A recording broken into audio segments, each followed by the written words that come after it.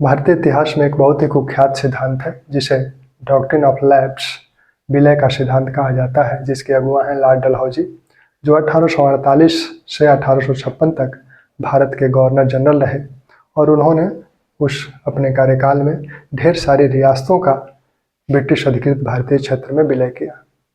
तो उनका जो व्यक्तिगत का सिद्धांत है, जो विलय का सिद्धांत है, वो क्या है उसको हम लोग देखें।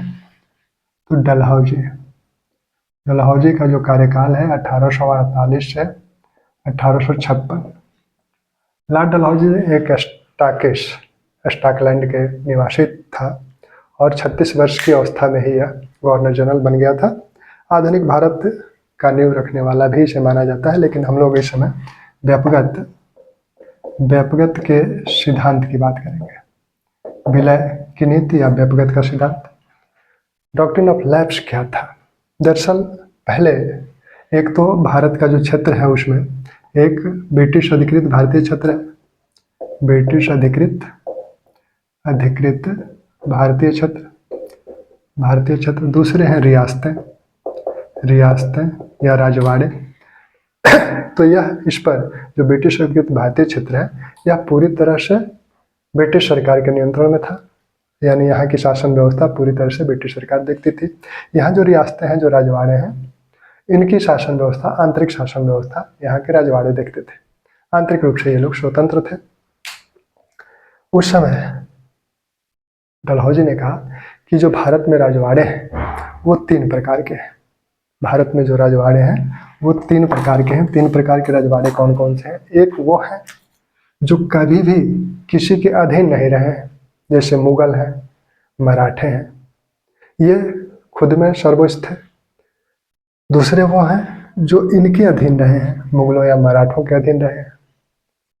तीसरे वो हैं जिन्हें हमने निर्मित किया है, यानी कंपनी ने निर्मित किया है, उन्हें राजवाड़ा यानी रियासत का दर्जा दिया हुआ है। तो पहले वो हैं जो हमेशा से सर्वोच्च थे, जैसे मुगल थे, मराठे थे। दूसरे वो हैं जो मुगलों के या मराठों के अधीन थे। तीसरे वो हैं जिन्हें हमने बनाया है। ठीक, जब उन लोगों ने, ब्रिटिश लोगों ने भिन्न भिन्न राजवाड़ों को जीता, फिर उन्हें वो राज्य सौंप दिया, तो वो कहते हैं कि हम उन रियासतों को, राजवाड़ों को बनाए हैं। तो इस प्रकार 3 वो अंतर करते हैं राजवाड़ों में। वो कहते हैं कि ये जो पहले प्रकार के हैं इसमें तो हम कोई हस्तक्षेप नहीं करेंगे उत्तराधिकार के संदर्भ में। दूसरे प्रकार में जो है इसमें हम हस्तक्षेप करेंगे, इसमें इन लोगों को हमारी अनुमति लेनी होगी उत्तराधिकार के संदर्भ में। और तीसरे में कहते हैं कि यहाँ हम अनुमति नहीं देंगे। अब अनुमति किस प्रकार का? उत्तराधिकार में गोद लेने की। अगर राजा का अपना पुत्र नहीं है तो वह किसी पुत्र को, किसी बालक को गोद ले लेता है और उसे अपना उत्तराधिकारी बनाता है। तो वो कहते हैं कि अगर पहले प्रकार की जो रियासतें हैं जो सर्वोच्च थी, उसमें तो सवाल ही नहीं उठता है कि हम कोई हस्तक्षेप करें उत्तराधिकार के संदर्भ में। दूसरे प्रकार की जो रियासतें हैं उसमें वो कहते हैं कि यहाँ हम गोद लेने की जो प्रक्रिया है उसमें हमसे अनुमति, यानी ब्रिटिश सरकार से अनुमति लेनी होगी इन राजवाड़ों को। और तीसरे में कहते हैं कि इनको हम अनुमति नहीं देंगे। तीसरे प्रकार की जो रियासतें थी उनमें हम अनुमति नहीं देंगे। लेकिन जब इन्होंने अनुमति देने की बात आई तो ये सारा भेद मिटा दिया। 3 जो भेद खुद ही बताए हैं, इन तीनों भेदों को इन्होंने मिटा दिया और ढेर सारी रियासतों का विलय इन्होंने उत्तराधिकार के संदर्भ में किया। सतारा पहला शिकार बना। सतारा के बाद जैतपुर, संभलपुर, बघाट, उदयपुर, झांसी, नागपुर, इन सारी रियासतों का इन्होंने विलय किया। सबसे पहले 1848 में सतारा का, 1849 में इन दोनों का, 1850 में बघाट का, 1852 में उदयपुर का, 1853 में झांसी का और 1854 में नागपुर का विलय कर लिया गया। यहाँ उत्तराधिकार की समस्याएं उत्पन्न हुई थी। दरअसल सतारा महाराष्ट्र का राज्य है, मराठों का राज्य है। जैतपुर ये मध्य प्रदेश में था, संबलपुर उड़ीसा में। बघाट ये पंजाब का राज्य था। उदयपुर मध्य प्रदेश का राज्य था, आज का जो मध्य प्रदेश है। झांसी भी मध्य प्रदेश, नागपुर महाराष्ट्र का। तो ये इनका स्थान में पूछा जाता है कि इस समय ये कहाँ स्थित है, तो जैतपुर मध्य प्रदेश, बघाट पंजाब का राज्य था और उदयपुर मध्य प्रदेश, और सब आप जानते हैं। ठीक, अब इसमें से ये जो दो हैं बघाट और उदयपुर, इन दोनों को बाद में जो कैनिंग आए तो उन्होंने इस विलय को रद्द कर दिया, तो इन दोनों को हटा देते हैं। इन दोनों के विलय को कैनिंग ने इन्हें का राज्य पुनः वापस लौटा दिया। लेकिन सतारा, जैतपुर, संबलपुर, झांसी, नागपुर, इनका विलय बरकरार रहा। सतारा की क्या समस्या थी? सतारा में जब बाजीराव द्वितीय का पतन हुआ, उनको जब ब्रिटिश सरकार ने, ब्रिटिश कंपनी ने पराजित किया, तब जो पुराने वंश के, जो शिवाजी के वंश के एक बालक था प्रताप सिंह, उसको वहाँ का सतारा का राजा बनाया गया। प्रताप सिंह को सतारा का राजा बनाया गया। बाद में प्रताप सिंह को हटा दिया गया। बाद में प्रताप सिंह को हटाया गया और उनके भाई 1839 में प्रताप सिंह को हटा दिया गया। 1818 में प्रताप सिंह को शासक मान लिया गया था। तो सतारा की अगर बात करें तो 1818 में प्रताप सिंह को राजा मान लिया गया यहाँ का।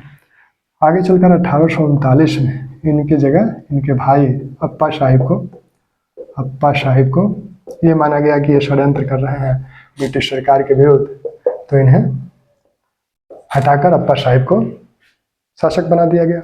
अप्पा साहिब का निधन 1847 में हो गया और बिना उनका कोई पुत्र नहीं था और कोई पुत्र वो गोद लिए भी नहीं थे। तो कंपनी ने क्या किया, ब्रिटिश सरकार ने क्या किया कि उस राज्य को अब उनके किसी गोद लिए, उन्होंने अपनी वाइफ को, अपनी पत्नियों को कहा था कि गोद ले लेना, लेकिन ब्रिटिश कंपनी ने उसका अधिकार नहीं दिया और इस सतारा का विलय 1848 में ब्रिटिश अधिकृत भारतीय क्षेत्र में कर लिया गया। दूसरा जो संबलपुर का जो राजा है, तो राजा नारायण सिंह, संबलपुर में राजा नारायण सिंह थे। संबलपुर में राजा नारायण सिंह ये जो है, इनका भी कोई पुत्र नहीं था, कोई उत्तराधिकार में कोई गोद भी नहीं लिए थे, तो इसलिए ये राज्य भी ब्रिटिश सरकार ने अपने अधिकृत क्षेत्र में शामिल कर लिया, इसका विलय कर लिया। झांसी भी एक तरह से, झांसी जो था वो पेशवा के अधीन था। तो वहाँ जब पेशवा का पतन हुआ बाजीराव द्वितीय का, तो उसके बाद राव रामचंद्र से ब्रिटिश सरकार ने एक समझौता किया और झांसी का शासक उन्हें मान लिया। झांसी का शासक राव रामचंद्र को मान लिया गया उस समय 1817-18 में राव रामचंद्र को वहाँ का शासक मान लिया गया और फिर आगे चलकर उन्हें हटाया गया और इनकी जगह इनके चाचा को शासक बनाया गया। हालांकि ये वृद्ध थे, बहुत जल्दी ही इनका निधन हो गया। इसके बाद इसके जो शासक बने वो गंगाधर राव बने। इसके बाद जो शासक बने वो गंगाधर राव को कोई पुत्र नहीं था और इन्हीं की पत्नी है लक्ष्मीबाई इन्हीं की पत्नी है। कोई पुत्र नहीं था, इन्होंने दामोदर राव को गोद लिया था। इनका निधन हो गया, बिना कोई पुत्र था नहीं, उत्तराधिकार में दामोदर राव को लिए थे, लेकिन कंपनी ने इसको मान्यता नहीं दी और झांसी का विलय कर लिया गया 1853 में। झांसी राज्य समाप्त हो गया। ठीक, नागपुर में राघोजी तृतीय शासक थे। उन्हें शासक मान लिया था कंपनी ने, क्योंकि वे मराठों को पराजित किया था। तब नागपुर में राघोजी तृतीय को शासक मान लिया गया। ये अल्पवयस्क बालक था। तो इसकी जगह जैनकिंस इसका संरक्षक बना। 1830 तक ये संरक्षक रहा इनका। 1853 में इनका निधन हो गया और बिना पुत्र इनके भी नहीं था।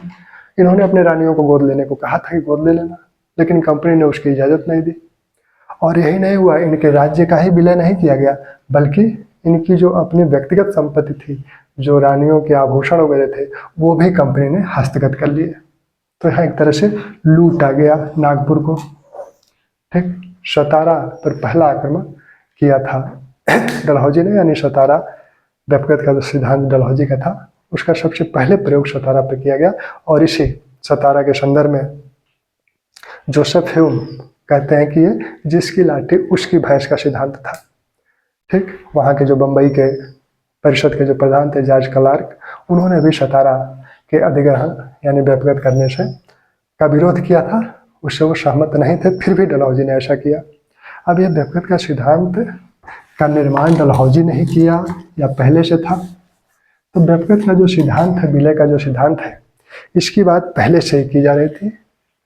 पहले भी कुछ रियासतों का विलय किया गया था, जैसे 1831 में मैसूर का विलय किया गया था, लेकिन बाद में इसे रिपन ने लौटा दिया था।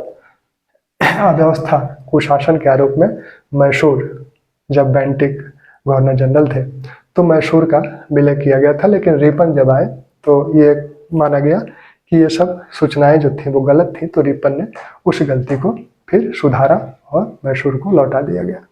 फिर 1834 में कुर्ग और कछार, 1834 में कुर्ग और कछार का विलय किया गया। इसी प्रकार 1839 में मांडवी का विलय किया गया। मांडवी 1840 में कोलाबा और जालौर, 1840 में कोलाबा और जालौर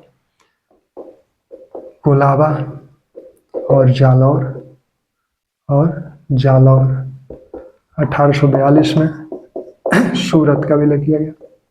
ठीक, तो डलहौजी के पहले भी ये विलय हुए थे। तो डलहौजी के पहले जो विलय हुए थे वो ये हैं 1831 में मैसूर बेंटिक के काल में, लेकिन रिपन ने उसे लौटा दिया क्योंकि वो गलत सूचनाओं के आधार पर वो विलय किया गया था। 1834 में इन्हीं के काल में कुर्ग और कछार का विलय किया गया। 1839 में मांडवी का विलय किया गया। आकलैंड का शासनकाल है, आकलैंड के शासनकाल में कोलाबा और जालौर का विलय किया गया, और फिर उन्हीं के शासनकाल में सूरत का विलय किया गया था।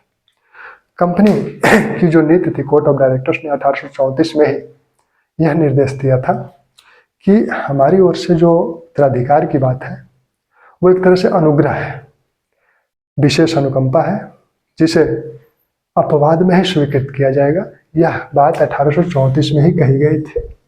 फिर 1841 में ब्रिटिश सरकार ने यह कहा था कि जितने भी अवसर मिले प्रदेश को अधिग्रहण का, मानपूर्वक प्रदेश के अधिग्रहण का जितने भी अवसर मिले, उन सभी अवसरों का उपयोग किया जाए, उस अवसर को भुनाया जाए।